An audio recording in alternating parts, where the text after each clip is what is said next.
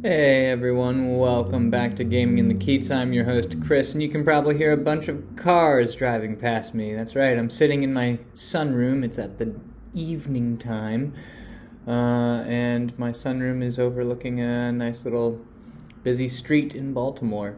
I have my comfort bowl of gyoza peanut butter soup, and I'm going to do this battle report for y'all. My day has been a fucking day.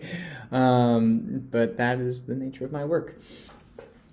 Anyway, so this is round 2 of Dread Elves versus Infernal Dwarves at the Titans Fall one-day event in Timonium, Maryland. So I'm up against a new opponent, and the cool thing about this player is that they are one of the new people who signed up for the Ninth Age event. So they're not new to, from what I understood, they're not new to tabletop gaming and Warhammer Fantasy. So they used to play in 8th edition, but they are new to the Ninth Age. So I will also caveat this battle report. There were quite a bit of profile mistakes made in this report, which I'll get into a bit later. I'm not going to go over one because, it will kind of get just a lot. But yeah, mistakes were made, just forewarned. Alright, I'm not going to spend too much time on this, but this is my list. You can pause it, you can have a look at it, you can drool, you can freak out, do your thing. But it's basically just a close combat, push you in the face list, no magic. I'm just going to utilize the internal synergies of the units, and hopefully the goal is to overwhelm my opponent on a particular section of the board, and let's see what happens. Okay, into my opponent's list, he's got the Lamassu Flying Bull with the Talisman of the Void, which is really nice. So there's an extra channel, and then if you do that, really combos with that whole do the Lamassu's riddle thing before the beginning of the game. So that's just a really good little good piece right there. We got a Vassal Conjure on Pyromancy, and then Dread Elves and a lot of elf armies just hate that. We also got 2 Viziers. One's the General, one's the Battle Standard Bearer. They're not kitted out very defensively or offensively for that matter. They're just more there to kind of provide all that synergy to the units that they're in. I think for example, the Ring of Desiccation is the one that's you gain Volcanic Embrace, which is really nice. And then, let's see, you've got 23 Infernal Warriors with great weapons and a blunderbuss. And then I hate this banner so much, the banner of the Twice Branded. So this banner, they get to shoot in an extra rank, fire an extra rank, and then they get to do a free reform once per game. They get to do a free reform if they're charged in the flank or the rear.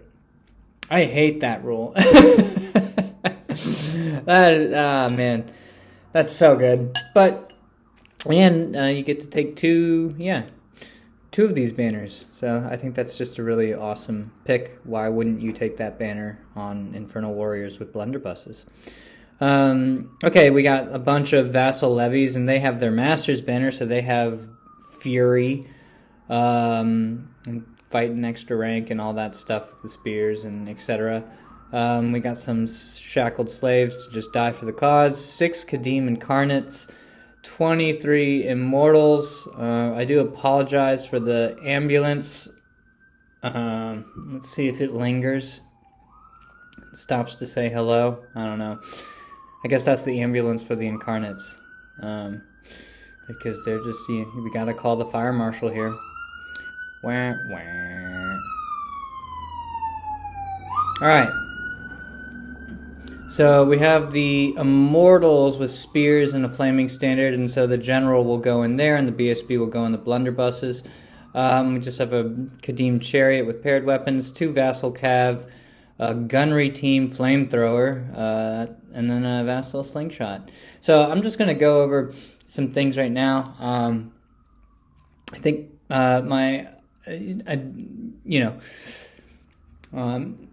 my opponent did get some of the rules, I think, incorrect, like the unit rules incorrect on like a lot of these units. They weren't too substantial, but it's like that kind of compounded over the factor of the game. Let's see if it really made a difference or not. But it is something like, it was already a lesson learned for me. Like I did, now granted, I did ask my opponent like what different stats and unit profiles were and what they did. So I did my part there, but at least in the in-game part. But then, you know, it goes back to me here, like, as well. Like, I should have been also more prepared with the Infernal Dwarf matchup, just knowing that they were in this, like, there's 3 Infernal Dwarf lists in this event. Like, I really should have gone over the list and had the rules with me at the time, so if something didn't feel right in-game, for example, I could have easily have accessed it, looked it up, and just be like, actually, no, the unit's profile does this instead of, you know, that. So I can own my part as well. But anyway, so let's get into it. All right, so we're doing, oh gosh, the map is the Ancient Fortifications. We're doing the Mutual Encroachment Deployment, so 6 inches on either side, squished in. We're doing Spoils of War, so that means the opponent who has the most tokens by the end of the game wins the game, and how you get these tokens is by one of your scoring units has to kill another scoring unit. So yes, that's how you acquire tokens, and then if your scoring unit dies and has a token, it loses its token. So my secondary objective was capture the flag, so I had to have more banners on the field by the end of the game than my opponent, and my opponent's secondary was actually the same as my first matchup, which is Unleash the Big Guns. So that means he had to have a weapon with a shooting profile in a terrain piece by the end of the game. And as you can see, I got the first turn. And so, my opponent decided to pick the side with the hill. So he gave me the side with the forest. And yeah, I dropped for first. All right, so the macro side of things, like I think in this matchup for me, it's just really, really beneficial to go first. Like with the primary, you know, it's all about getting effectively, with my list, I have to get the spears and the dancers to get those tokens. And he's basically, you know, he's got the blunderbuss unit, the immortals, the big vassal levy unit with spears, and that's it on his scoring side of things. I don't think the incarnates score. See, I still don't know what his list does. So yeah, they don't, because they don't have they don't score. So anyway, my goal is to go first, which yay, we already have that established, and just push the board. I really want to get into close combat. My opponent's magic phase will be tough to deal with. You know, he's got some really good spells to outmaneuver me with certain units, like Mists of Invisibility, for example. Pyro spells always hurt me with like the squishy, you know, my dancer unit and my spear unit. However, Thunderpack, I think, are like my best defense against pyromancy. They're kind of my best defense against like everything right now because of their resilience 5. So I do think the primary will actually be kind of tough, because he can try and avoid the spears and the dancers, and my Thunderpack are basically going to be the ones doing all the work. So the primary is going to be tough for me, but I also think kind of tough for him. My opponent's range damage is an issue. That NAFTA thrower and the blunderbusses are just like a key unit that I just have to be very conscious of. So I'm really just seeking to double team my opponent with the Thunderpack, just like kind of nuke one unit at a time. They're really just fantastic at doing that. I really have to keep the dancers away from the NAFTA thrower. Same with the spears. The incarnates and the blunderbusses, like I said, and the immortals are an issue. Immortals, surprise, innately have fury.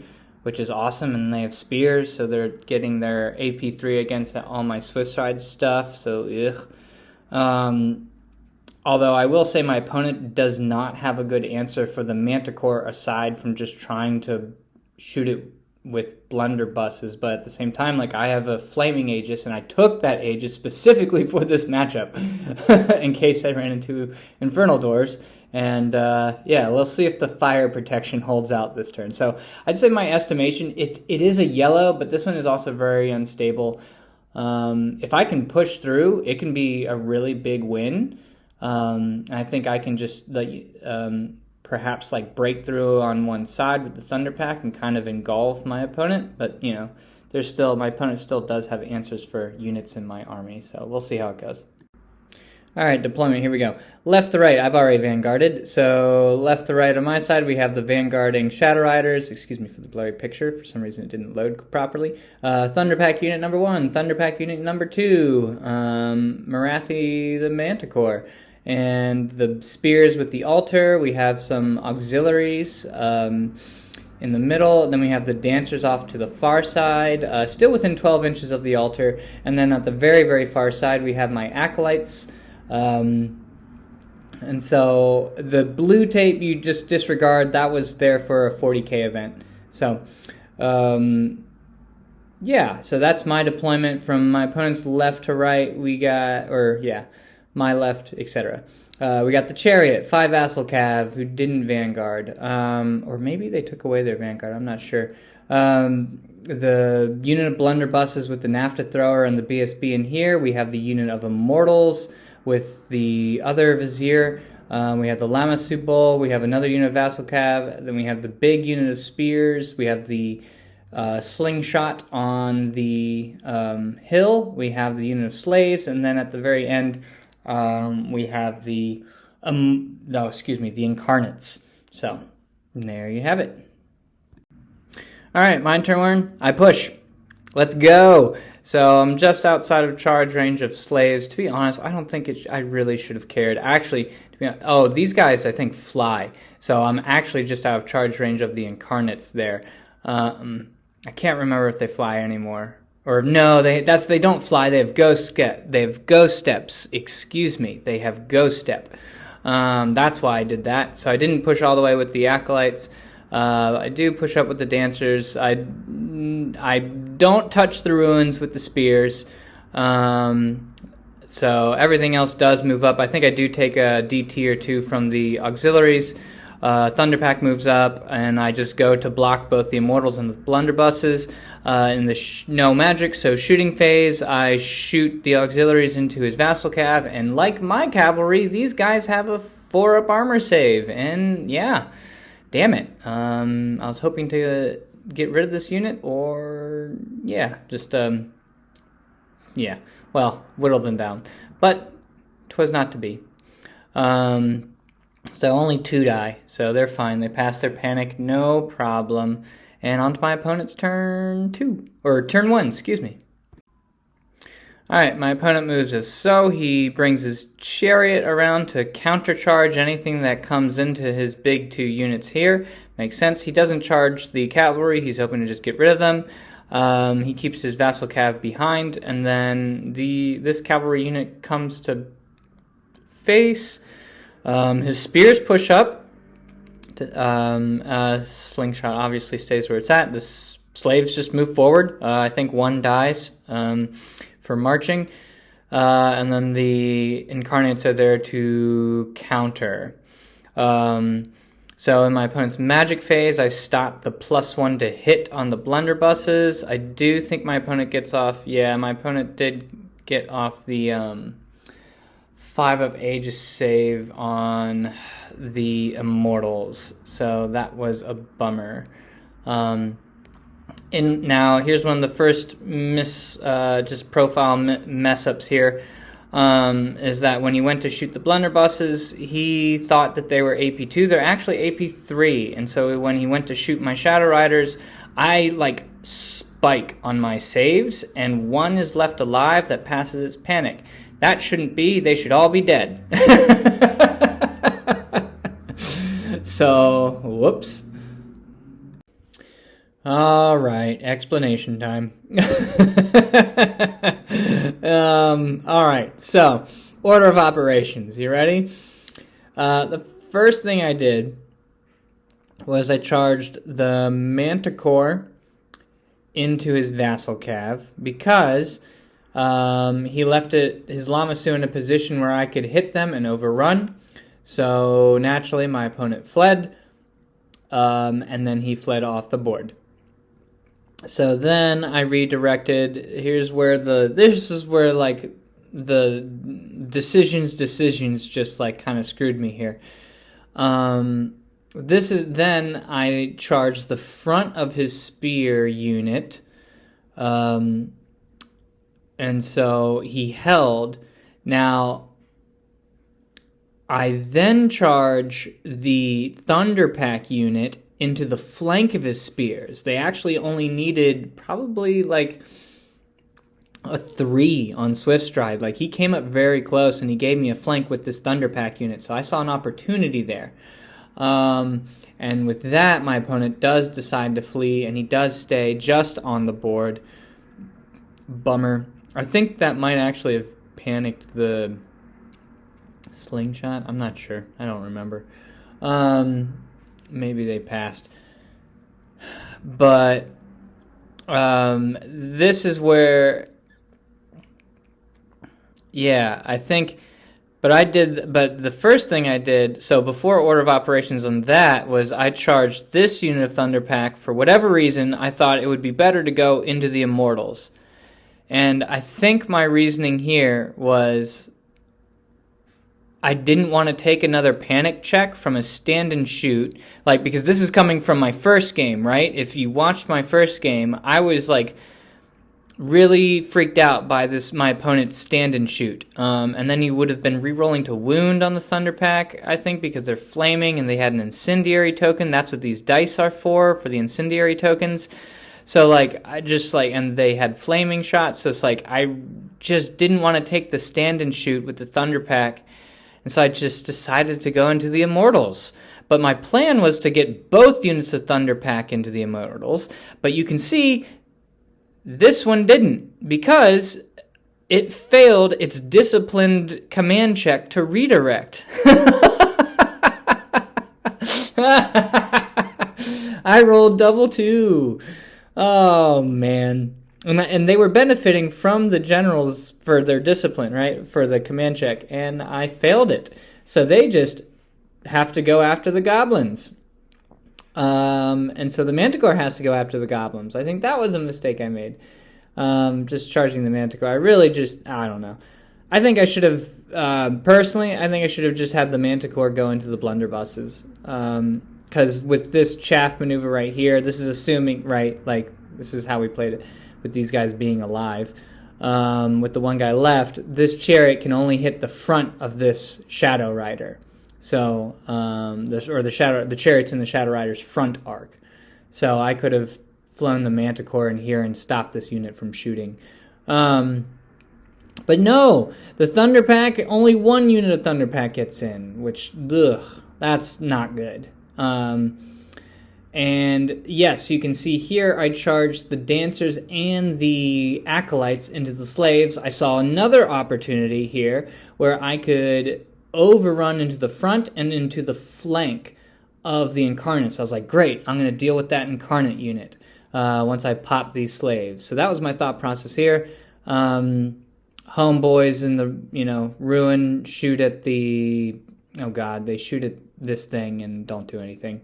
So yeah, the spears tip their toe into the ruin, and it turns out to be the Druidism one.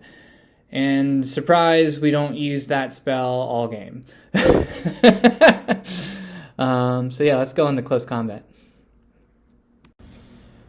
And I get punished for my hubris. Right, yeah, so Thunderpack go into Immortals. Immortals just like eat this unit up with the Fury and the... Like, they get +1 to wound against me anyway, and then they're re-rolling to wound against me because of the incendiary token. He rolls great on his Volcanic Embrace. Also, I think throughout the game he was playing this guy with, like, an Overlord stats, like because offense, defense 7 with 4 attacks. And he also, I think, he was playing this guy with Fury innately, and that's not correct. The unit has Fury, but he does not benefit from Fury. I think we catch it later on in the game, but for now, that kind of compounded in on just like the Thunderback getting destroyed. I did take out the back rank, but with that 5-up Aegis in place, it was just a bad decision to charge this unit. Like if I was going to try and nuke them with both units, like I still think it was a bad decision. But because they're stubborn anyway, but like I don't know, I was thinking maybe I could just make them do so much damage that they'd be combat ineffective. But alas, that's not what happened, and I broke. He failed to catch me, and I fled. And my other Thunderpack unit, is just sitting there.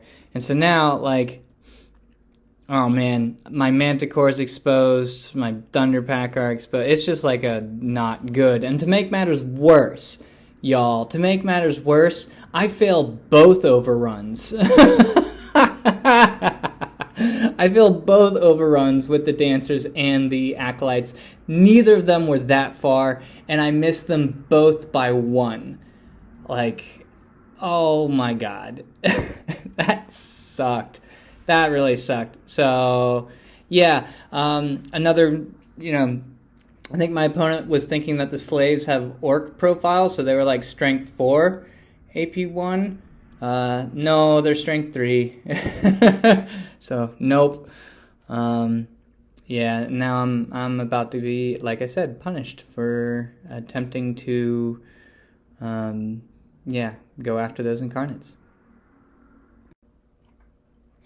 Alright, here we go. So, opponent's turn 2, he charges the Acolytes, because, I kind of have to just take it at this rate. Can't flee. What does he do? Oh god, my mind just blanked. He charged the Thunderpack, which I thought was interesting. I understand why he might not have charged the Manticore, but I think he could have easily just broken the Manticore. He might have risked losing his general, I think, and then get countercharged by the spears. So I understand why he chose the Thunderpack, because, all my units are just facing in the absolute wrong direction here. That makes sense. So the Chariot charges the Shadow Rider, and as it turns out, I did leave an overrun for his Chariot. I think this one he needs like a 10 with Swiss Stride, which is really not good. So,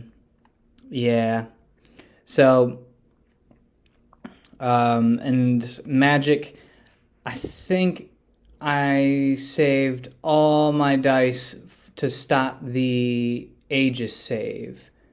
And to be honest, I don't remember if we got the Aegis save off on this unit or not, on the Aegis save from the Lamassu. Something I think my opponent might not have I think he was playing wrong, but I think he thought that the Incarnates were not insignificant, and that they gave their leadership, like their courage, to like units with insignificant, which is actually not true. And as it turns out, I had to look this up. Incarnates themselves are insignificant, and they do not do the inspiring presence insignificant. And ironically, their courage is only 6. So anything there, like any sort of combo who's trying with the slaves to possibly stick on their courage or whatever, or maybe with the goblins, was just that's just wrong. But the goblins do end up rallying just on their own leadership, like with Discipline 7, so that was also a bummer. I was really hoping they just failed and ran off the board. It was a 50-50 that would happen, and it didn't turn out my way. So shooting his blunderbusses don't have anything to actually shoot at, so just go into combat. All right, so this one, the Incarnates just absolutely destroy the Acolytes. I only killed one, and this is where I think the stats where they made more of a difference. My opponent played it with offense, defense 4 on these guys, and strength 5, or sorry, not strength 5, excuse me, resilience 5 on these guys. That's not true. They're offense, defense 3, resilience 4. And I think if my opponent did get off that Aegis save to make it a 4-up Aegis, it just made it so much harder to get through this unit. So yeah, Acolytes eat it. And now this unit, it looks like I'm in the arc, but my opponent was able to reform out of the dancer's line of sight. And yeah, the goblins, like I said, rally. So, weehaw. All right. Dread Elves turn 3, trying to salvage a really awful situation here. So, yeah, as you can see, my other Thunderpack unit broke. This Thunderpack unit actually did way better, and like took out a fair amount of Immortals, and didn't take nearly as much damage back. And I think that's also because they charged, they didn't get their AP3, so I at least got a 6-up save. Yay! So, yeah. But anyway, the Chariot missed its overrun, so I was thankful for that. And he failed to catch this Thunderpack unit. So my turn 3, I fly the General over here. I don't care if the Immortals charge me at this rate. I'm just like, fuck it, whatever. And I'm hoping to rally both these units. The General goes, I'm trying to also peek out to see if he tries to move forward with the blunderbusses. I pull the auxiliaries up, trying to get rid of this unit of chaff. Let's see if they can do it. Here, I think, I was just trying to I had the plan in my head of being like, okay, I need to first kill this unit also because it prevents him from his secondary. It's like, I need to kill this unit. My plan is to overrun and get off the hill. And so this distance right here, I think, was 7 inches to get off the hill. So that way, like, the goblins still might have been able to see me. Or no, I would have been out of their line of sight if I'd gone that far. But no, I think the Incarnate still would have been able to see me, but no matter what, I was planning on just, like, fleeing. And just, like, fleeing through his army. And, like, taking DTs, but, like, I just was, at that rate, I didn't care. I was just going to be like, I'm going to kill this thing and, like, just try and flee from whatever charges me, depending on how my opponent chooses to charge me. So, yeah, we'll see what I do there. Spears turn to face because I'm trying to trap this Immortal unit. It's really low. In the shooting phase, I think the Assassin shoots and I think I kill one, ironically.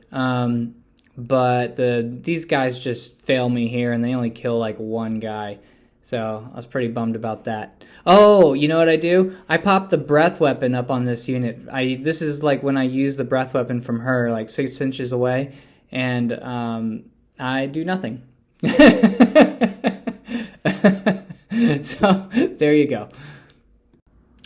In my opponent's turn 3, yeah, so order of operations here. My opponent charges the Incarnates into the rear of my Dancers. I decide to hold.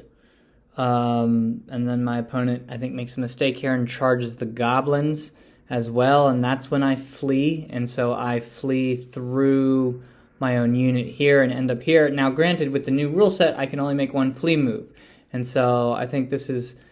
I think I got away with something here because my opponent could have charged his blunderbusses into the flank here, and that would have actually picked him up the token, and then he still would have actually been able to potentially overrun into one of my units as well.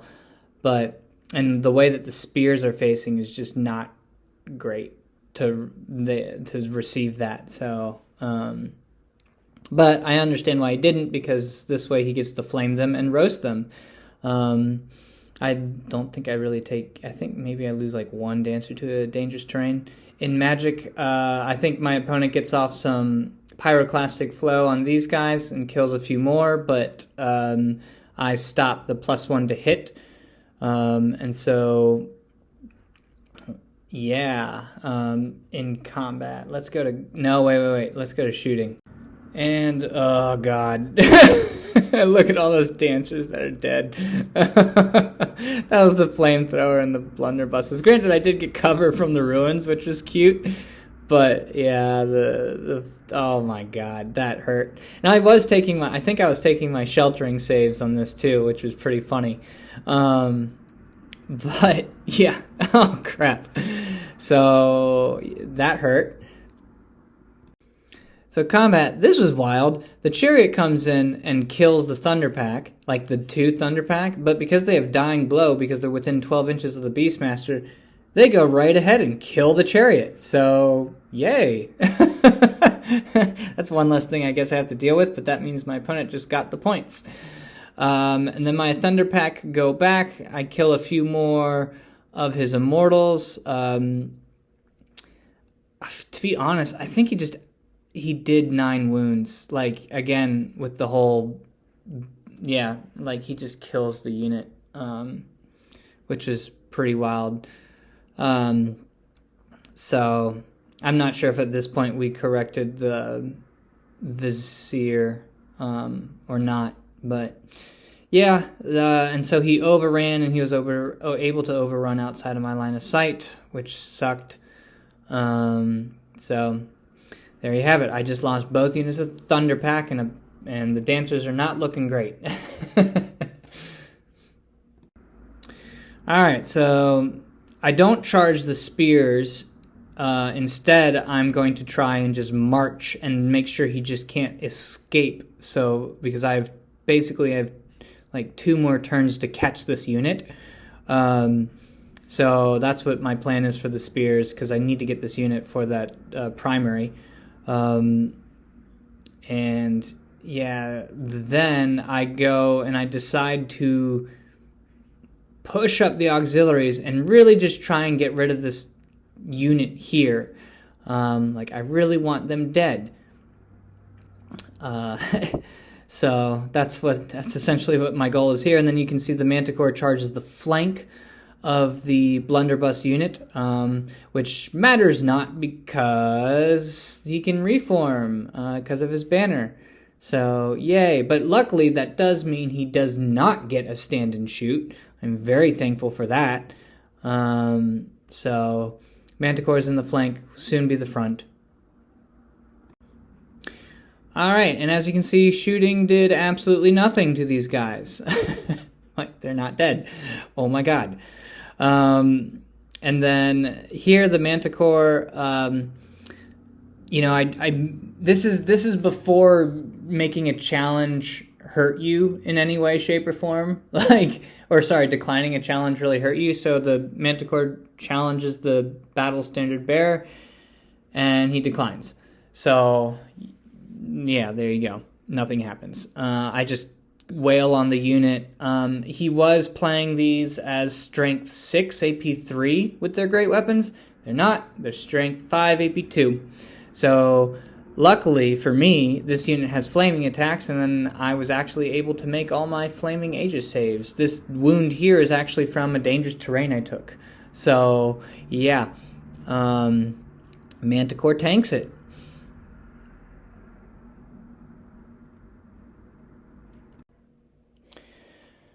Alright, so my opponent's turn 4. Yeah. Ah, God. I should have just fled, to be honest. Yeah, I'm bummed about this one. I should have just fled. So he charges the goblins in here, and then he charges his vassal cav in here. So into the front, and he charges the bull into the side. And so magic, I think I stopped the Aegis save. It's also possible I stopped +1 to hit. I can't remember. He did march his dudes through the water. They do take dangerous terrain, so he loses a few more, so now they're below 25%, which is nice, but he's trying to get away from the spears. That doesn't cause a panic. And yeah, and as you can see, my dancers rallied. I could have rallied them in a better way. I'm looking at this now, I'm just like, ugh, gross. I could have angled them in a way to be facing more outwards, but alas. So, yep, the Manticore, I totally forgot to command check to reform the Manticore so I could be touching the BSB. It's just my fault. So that's on me. So yeah, instead I just swing at the unit, kill some, he sticks and holds, he doesn't do anything to me in the return, he's still hitting me on 5s because of the offense, defense 11. And yeah, that's kind of it there. I'm not sure if we did this correctly, so he didn't kill all the auxiliaries. In fact, he decided to hold with his goblin, his vassal levy, and then chase them down with the vassal cav. So I'm wondering if that's the case, because they broke from combat, and he chases them down and catches them with the vassal cav. We did not give his vassal levies, the big spear unit, a token for the primary. Well, no, it wouldn't have mattered because the auxiliaries aren't scoring. Here I am thinking, yeah, so it doesn't even matter. Never mind. Yep, the auxiliaries don't score, so whatever. Moot question. So yeah, the vassal cav go in to block my flank charge there, so well played by my opponent. But hey, the assassin gets to kill some things now, so I'm excited. Alright, so into my turn 5, pretty much all I do is I'm just chasing his immortals who are almost outrunning my spears. So I'm chasing them. Let's see if I can shoot 1 or 2 more with the assassin, but I don't think I do. The little repeater handbow. In combat, the assassin goes and just kills that unit outright, so I reform. And then I do remember to command check to reform over. I kill the BSB, stomp on the unit, and this time the unit does break. So, that being said, this is perhaps another mistake I made. I chose to not run this unit down. Reason being is that I didn't want to be exposing my flank to the incarnates or the front. The Manticore would have just been eaten by all that combat resolution. So I decided to just leave this unit run, and I saw them run, and they ran right in front of their vassal levies here, so they're actually blocking the vassal levies from charging, which is really helpful. So yeah, I decided to let the unit go. Alright, so close combat, like you said, they broke, and they stopped right where you see them. Alright, so my opponent's turn 5. My opponent decides to turn and face the music. What he's doing here is making sure that when I charge in, I'm losing all my ranks from the water, so smart play there, but all I need to do is just kill that scoring unit. I don't really care about the character. Maybe Buffy could get that Lord. He's not very defensive. I think, it would be cool because it would be her second kill of the tournament.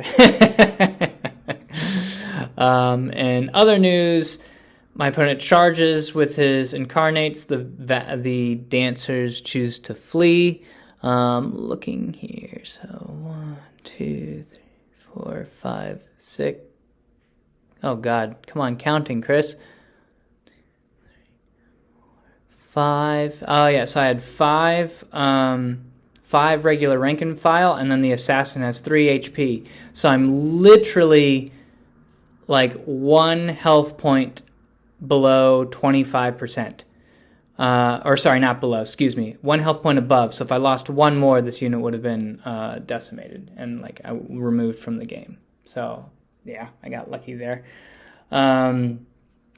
So yeah, basically in my opponent's magic phase, I just stop his pyromancy spell, like the damage spell, to make sure that he doesn't do any more damage. He has no shooting weapons that he can bring to bear on the unit. This unit does rally, but it's at the end of the shooting phase, so he can't shoot the unit. So dancers just need to do a rally check at this rate. So yeah, that's his turn 5. All right, so here we go. So the spears charge my last turn, right? Spears charge his his immortals. My opponent just decides to flee. Hilariously, when he rolled an 11. He actually rolled off the board, which was really funny. But when we go back and think about it, because he's choosing to flee and he's already decimated, my question is, does the unit just therefore just removed because it's destroyed? Either way, it's destroyed, right? But the question is, like, when is the unit removed in that case? And I think it's actually when he chose to flee, because he's under 25%, the unit is then lost. But importantly, what it does is it stops me from getting the primary, so well played there. And then, yeah, all I really do is I rally the dancers and really try and hope that they can survive the onslaught. So, my opponent's last turn, he just moves up to try and shoot the unit to death. And would you look at that, ladies and gentlemen, they survive. They pass their panic check, because they're within 12 inches of my general, which is nice. So just a courage 10. And just the standard bearer is holding her sheltering standard aloft. I think the flamethrower rolled a 1 to shoot. I stopped his pyroclastic flow. These guys like whiff with their blunderbusses, and yeah, the breath weapon whiffs, and the unit survives on half points.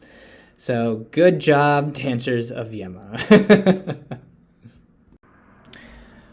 Okay, so when we add everything up, it is an 11-9 victory for the Infernal Dwarves. Great game. That was a lot of fun. My opponent had a lot of energy and just made the playing experience really fun. We were laughing and shouting a lot. So I scored 1772. Hey, interesting year. So I lost the auxiliaries, the Shadow Riders, both my Thunder Pack, my Acolytes, and then half points for the Dancers. My opponent lost his Vizier General, his BSB, both Cav units in the end, which was great. The Slaves, the Immortals, the Chariot, and the Slingshot. So, yeah. Oh my goodness. Woof. Yeah, that game was really challenging. Like that was a challenging game to kind of play and think through of like what's the best move. It was a very tough game, but I'm happy I held it to an 11-9, to be honest. Bummed that I didn't get the primary in the end, and I'm also, I guess, a bit lucky that my opponent didn't get the primary as well, because I think there was an opportunity there to get it. And neither of us got our secondaries. I didn't get mine. He had more flags on the field than I did, and he didn't get his. He didn't have any of his units with a shooting profile and a terrain piece. He was unable to do that. So actually, you know what? When I think about that move, what he could have done, now that I think about it, he could have just missed. Well, let's see. No, he would have had to have missed of invisibility to his. Nah, that wouldn't have worked. All right, never mind. So that plan was not going to happen. All right, post-game thoughts. I was happy with my deployment. It does suck that there's that massive ruins in the center. The spears kind of get to dominate the center, but then have to take all those DTs, which is annoying. So I'm thinking, like, when the sheltering standard gets removed from the game at some point, I'm sure it will, because it's so good. I'll probably just put like a stalker standard on the spears. I definitely misplayed my right flank. I just made some bad decisions there, and it cost me the acolytes and almost cost me the dancers. I just got lucky in the end. In the matchup wise macro things, I just need to have prepared more for this match, like prepared more for facing Infernal Dwarves in general. That's my fault, totally my fault. Decision making in the game needed to be tighter. I think, especially on my turn 2 for charging with the Thunder Pack, I think I needed to have been a bit more judicious with my charge options.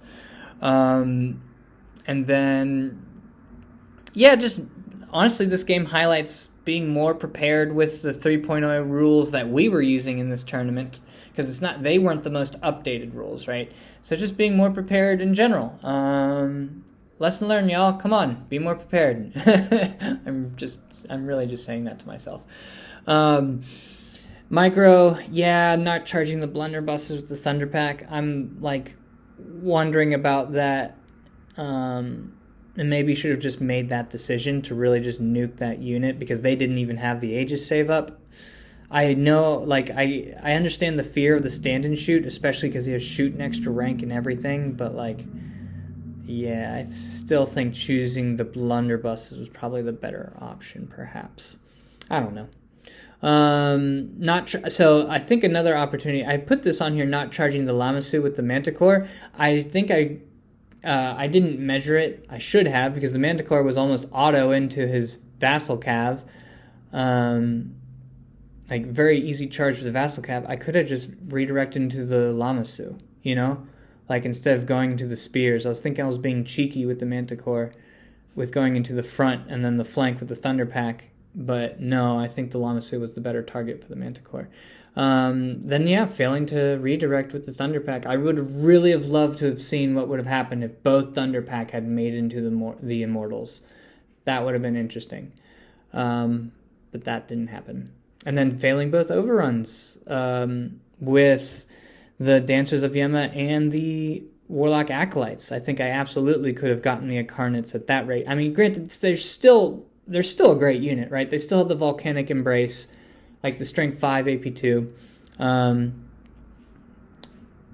then with the Afflict from the Dancers, I mean, their defense, at the time we played it, like I said, it was defense 4. No, it's defense 3, and that would have brought them down to defense 1, which would have been pretty funny. That would have been interesting there. We'll see. Not we'll see, excuse me. Just, I think perhaps it was just too risky of a maneuver, failing, it could have paid off, but it really didn't. It was maybe just not the best decision there to make that choice. All right, thanks again so much to my opponent for a really fun game. Thanks everyone for making it this far and watching. I really appreciate y'all. And like and subscribe, of course, if you're feeling the heat of that NAFTA thrower. Ciao, ciao for now, y'all.